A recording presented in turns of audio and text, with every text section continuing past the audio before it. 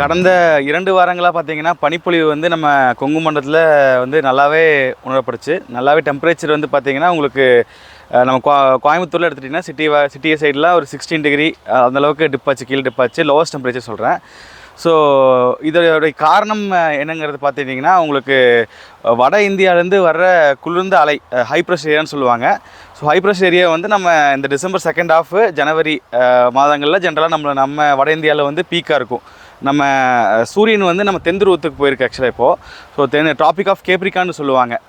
அந்த maximum southern எண்டுக்கு வந்து அந்த சூரியன்லேருந்து வர நேரடியாக வர ஒளி வந்து அங்கே விழுகுது. ஸோ அப்படி விழுகும் பொழுது பார்த்தீங்கன்னா, நார்தர்ன் ஹெமிஸ்பியரில் வந்து பார்த்தீங்கன்னா உங்களுக்கு இந்த மாதிரி ஹை ப்ரெஷர் ஜோன்ஸ் வந்து டாமினேட் பண்ணும்.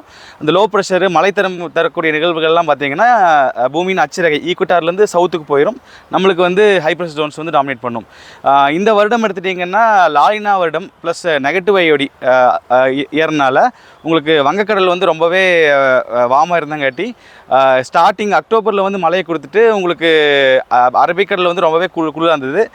நம்ம கொங்கு மண்டலத்துக்கு அதிக மழை தரக்கூடிய இடம் பார்த்திங்கன்னா உங்களுக்கு அரபிக்கடல் தான். அரபிக்கடலில் நிகழக்கூடிய ஒரு காற்று தாழ்வு பகுதி அந்த மாதிரி இதுதான். ஸோ அது வந்து உங்களுக்கு அரபிக்கடல் சில்னஸ் ரொம்ப கம்மியாக இருந்தங்காட்டி அந்த ஐடிசின்னு சொல்லுவாங்க, இன்டர் ட்ராபிக்கல் கன்வர்ஜன்ஸ் ஜோன், அது வந்து சீக்கிரமாக கீழே போயிடுச்சு. ஸோ அப்படி போகும்பொழுது நம்ம மேலே இருக்கிற இந்தியாவில் இருக்கிற ஹை ப்ரெஷர் ஜோன்ஸ் எல்லாம் பார்த்திங்கன்னா ரொம்ப அதிகமாக டாமினேட் பண்ண ஆரம்பிச்சிருச்சு. ஸோ அதனால தான் பார்த்திங்கன்னா டிசம்பர் நம்ம 10க்கு மேலேயே பார்த்திங்கன்னா உங்களுக்கு டெம்பரேச்சர் எல்லாமே நல்லா டிப் ஆக ஆரம்பிச்சிருச்சு. பல வருடங்களுக்கு எடுத்து 10 வருஷத்துக்கு கழிச்சு பார்த்திங்கன்னா கண்டினியூஸாக ப்ரொலாங்டாக ஒரு 2 வாரங்களாக வந்து லோவஸ்ட் டெம்பரேச்சர் ரொம்பவே டிப் ஆச்சு. உங்களுக்கு ஒரு 18லேருந்து 16 டிகிரி வரைக்கும் நம்ம கோயம்புத்தூர் ரெக்கார்ட் ஆச்சு.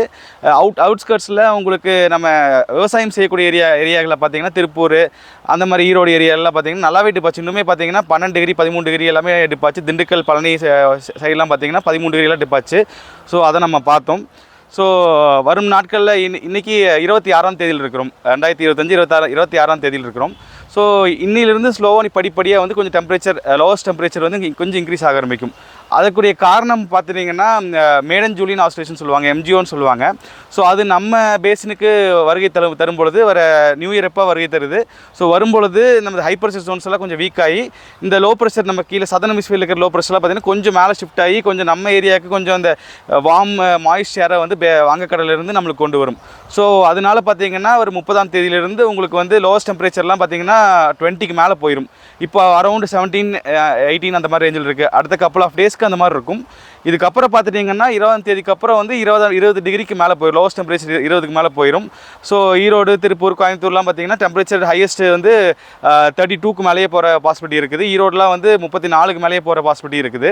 ஸோ மாய்ஸ்சரும் பார்த்திங்கன்னா வங்கக்கடலேருந்து உள்ளுக்கு வரும்பொழுது நியூ இயர் டைமில் ஜனவரி ஃபஸ்ட் வீக்கில் பார்த்திங்கன்னா ஆங்காங்கே லேசானது முதல் மிதமான மழைக்கும் பாசிபிலிட்டி இருக்குது நம்ம கொங்கு மண்டலத்தில்.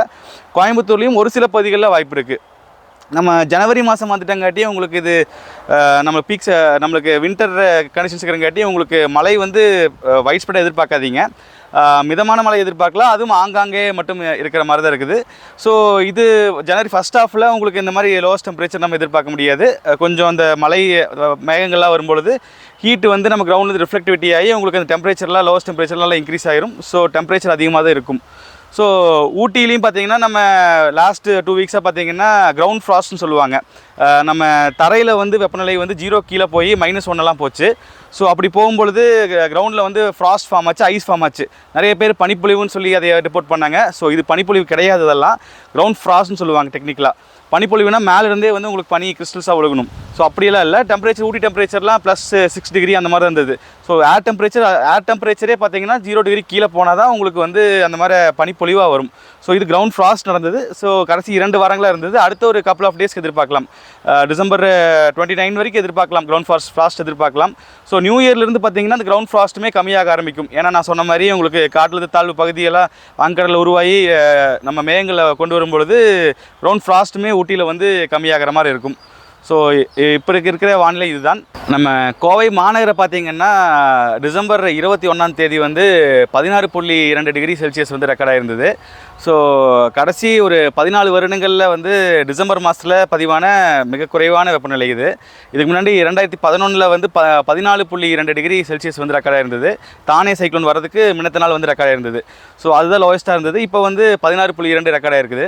ஸோ 14 வருடங்கள் கழித்து வந்து இந்த மாதிரி ரெக்கார்ட் ஆயிருக்கு. இதுக்கு ரீசன்னு பார்த்தீங்கன்னா உங்களுக்கு ஹை ப்ரெஷர் எல்லாம் வந்து நல்லாவே நம்ம நார்த் இந்தியாவில் நல்லாவே ஸ்ட்ராங்காக இருக்குது. நம்ம எம்ஜிஓவும் பார்த்தீங்கன்னா நம்ம ஆஃப்ரிக்கா நம்ம அட்லாண்டிக் ஓஷனில் இருக்கும் பொழுது உங்களுக்கு காற்று வந்து மேலிருந்து கீழே அமுத்துறது வந்து ரொம்ப அதிகமாக இருக்குது. சொல்ல போனால் லோ ப்ரெஷர் ஏரியாங்கும் பொழுது உங்களுக்கு காற்று மேல் எழும்பும். ஸோ ஹை ப்ரெஷர் ஏரியாங்கும்போது கீழே வந்து மேலேருந்து கீழே வரும்.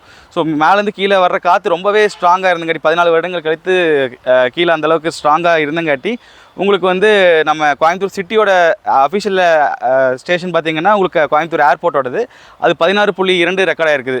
நம்ம மேற்கு கோவை எங்களை எடுத்துட்டிங்கன்னா அங்கெல்லாமே ஒரு 14 அந்த மாதிரிமே போயிருக்கு. 14 அந்த ரேஞ்செல்லாம் போயிருக்கு. 14, 13 நம்ம மலை அடிவாரங்கள் ஒட்டி உள்ள பகுதிகளெலாம் போயிருக்கு.